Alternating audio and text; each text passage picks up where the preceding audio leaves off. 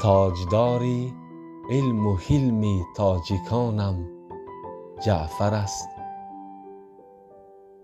شاعران دور را شاهی جهانم جعفر است. رودکی سان می سراید با صدای ترمذی، رودکی و ترمذی خود جعفرانم جعفر است.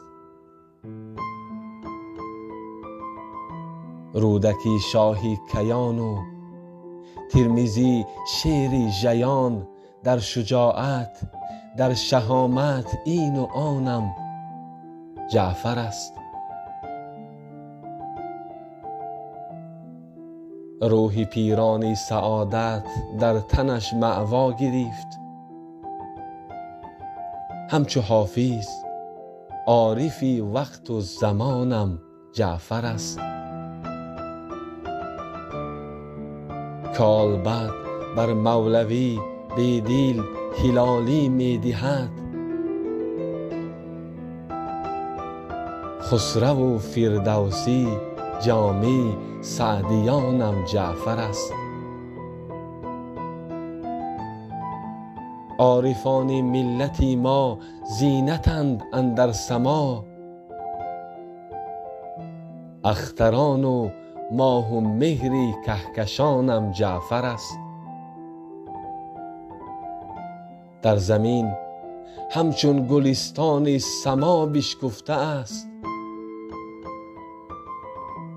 لحن مشکینش بهار گلفشانم جعفر است.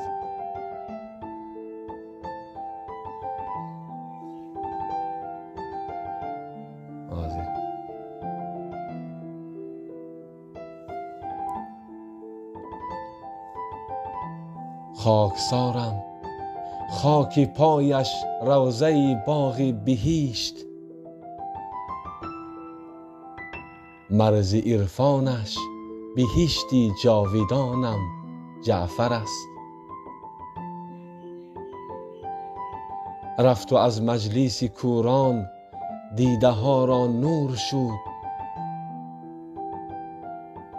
نور چشم و نور دل نور زبانم جعفر است.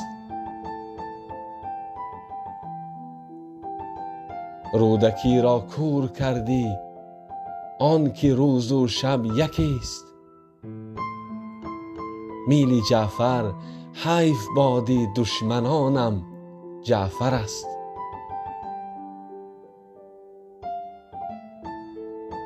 نزد او بنشین دمی و پاک کن عین بصر،